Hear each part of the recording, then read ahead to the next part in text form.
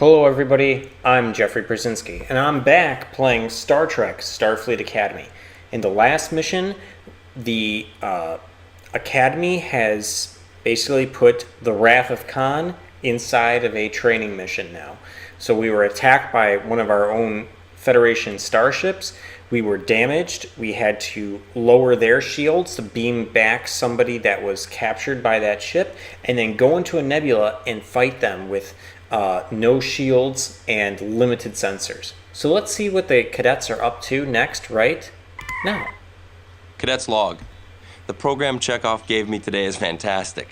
I thought the Romulan, Tholian, Gorn alliance was bad enough, but when he threw in this race called the Anastasian... Stark! Stark! Stark, can you hear me? Stark! Dave, the attack on Lycia. What? I had proof of. I have to get it. No, come on, you won't last 10 seconds in there. It's toxic smoke in there. Come on, we'll have to find another way.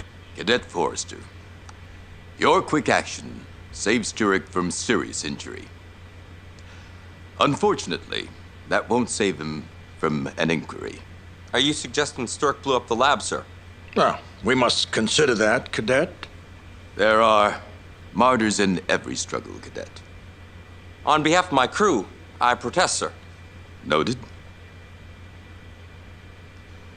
Sturek is confined to quarters pending investigation.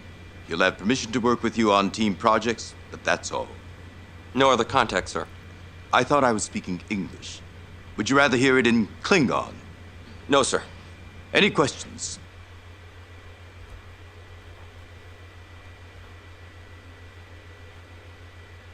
This is going to be interesting because we either find out if they kind of feel like he was the one, or should we just do we have any idea? Now, I feel like Sturek is a little bit more important here, so... Sir, you don't suspect Sturek blew up the lab, do you, sir? Don't worry, Cadet. Cadet Sturek's record will be taken into consideration during the investigation. Any other questions? No, sir. Good. Consider yourselves dismissed, cadets. Aye, sir.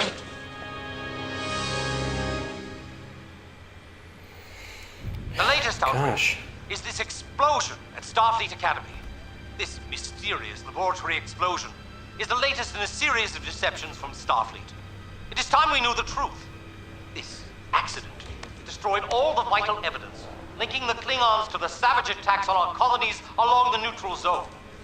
But why would Starfleet send vital evidence to Earth in the first place? They say they wanted it examined by the scientists at the Academy. The truth is that the public can more easily believe a student accidentally blew up the evidence than a civilian scientist at a proper Federation laboratory. But Starfleet made a critical error. The one who was at the lab was a Vulcan student. And we all know that Vulcans are living machines. They're incapable of making mistakes. Why would Starfleet pick a Vulcan to deal with the Hi, evidence? crew. Have you been listening to this? I can't believe they're broadcasting this. He has a right to his opinion. You've got to be kidding. Janice, sometimes you have to sound extreme to make your point. Otherwise, people don't listen. What? They're saying Sturek blew up the lab. How is Sturek? He's fair. How are the rest of you holding up? We're doing just fine. Look, I've got some different news. There's a no-win scenario coming up. It's supposedly impossible to beat. Is that supposed to cheer us up? Well, one cadet did beat it. James T. Kirk. So there is a way to beat it. Well, if he could beat it, so can we. Let's win this one. Okay, David? All right, you know what? Let's continue on with this. Let's have a little bit more fun. So...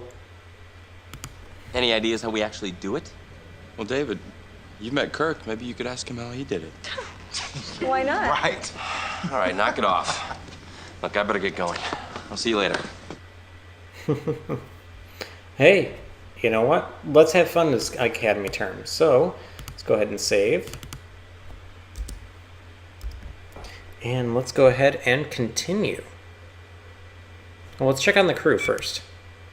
Ooh, Captain Forrester's getting a 100%. Stark 88. Okay. Engineer Brady, he's improving. Okay. But the 80s, that's pretty nice. All right, let's continue on.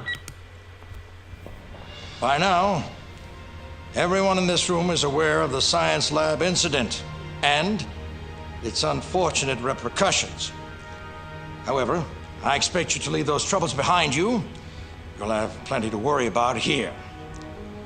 Captain Kirk will now conduct the remainder of the briefing. Captain?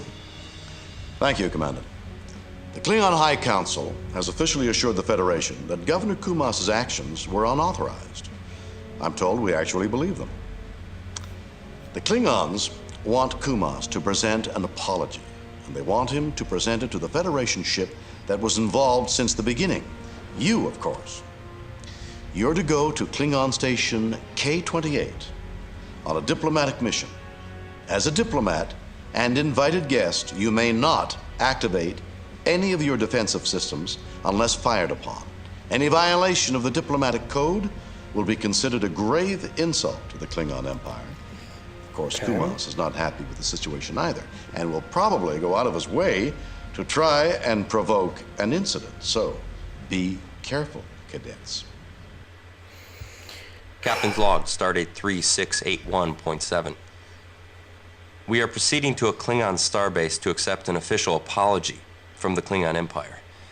Yet, I cannot help but wonder if I should be a little cautious around Klingons bearing apologies, especially one that seems more motivated by politics than by contrition.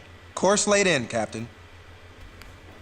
Yes, this is going to be very, very interesting. Okay, so actually, why don't we go ahead and just double check to make sure that our damage is for shields, and we definitely don't want to lose our warp engines as well. So just in case we have to get out of there real quick. All right, let's head back. And let's get going.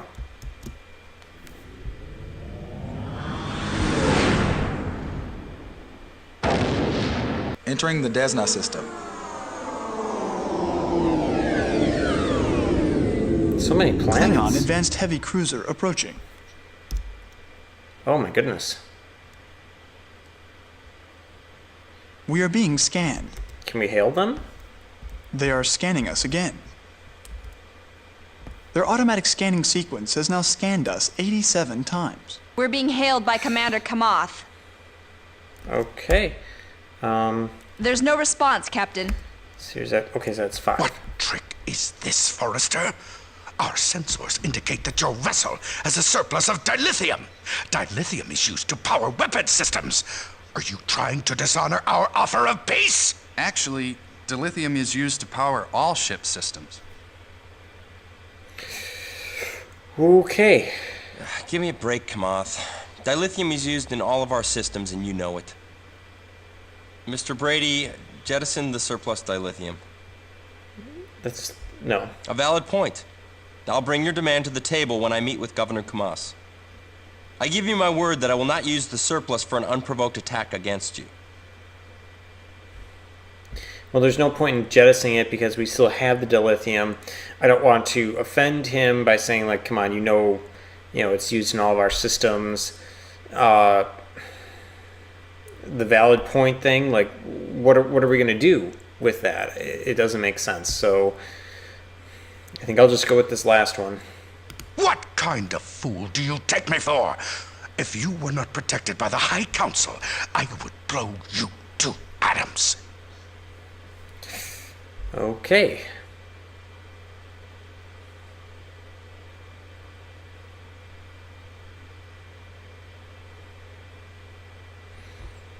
Well, we can't take any sort of... Oh, there's a Romulan bird of prey here. D7 cruiser, the... Alright. I have a feeling that Kamath is not going to be too happy with everything. Can we hail the base? We're receiving a message from Governor Kumas. People of the Klingon Empire, unlike the fools on the High Council, I have done all that I have promised. In addition to that, I have delivered a prize to my people. The Federation Starship Agincourt for judgment. What? Now they can finally answer for their crimes. But the High Council ordered. My family blood runs back to the time of Kalis. You have no right to order this humiliation. Governor Kumos, this is treason. Take him. Kameth, you owe blood oath to Clan Tarkat. I order you to destroy the Agent Court. Oh my gosh. Great. Okay. The Romulan and the D7 are powering up their defenses, but are moving away from the area. The advanced heavy cruiser has charged all of its weapons and is moving in for an attack. Great. Let's increase power to our phasers. Let's increase power to our photons. Because I definitely do want to... Let's see, I'm going to target the warp engines this time. Maybe if that thing has so much power... Wait. Forward shields have there been we hit. go. Starboard shields have been hit. Aft shields repaired. Starboard shields repaired. Forward shields repaired.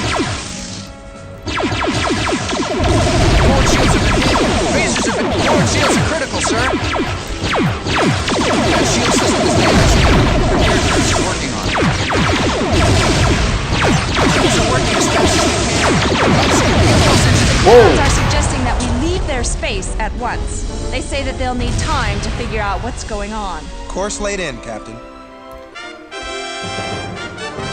Did we just... Lower shields online. Did we just trigger a warp core breach? Oh my goodness.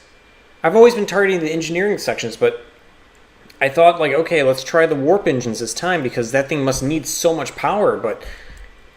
Wow. Okay, let's see if we can talk to somebody. There's no response, Captain. There's no response, Captain. There's no response, Captain. Okay. I guess that's it. Forward Wow. shields repaired. Let's see how our damage is. Ooh, yeah, that's a little rough on the model over here. Lower shields repaired. Tractor beam's not doing so hot, but warp's back all the way. Let's go ahead and just see if we can repair a few other systems.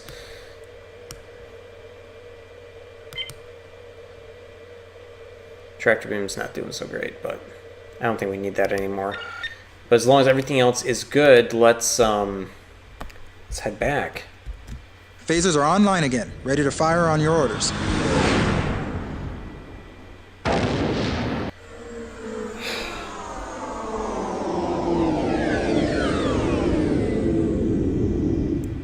Okay, I guess that was the mission. Hailing frequency open. Mission accomplished. You have successfully completed the Klingon invasion scenario.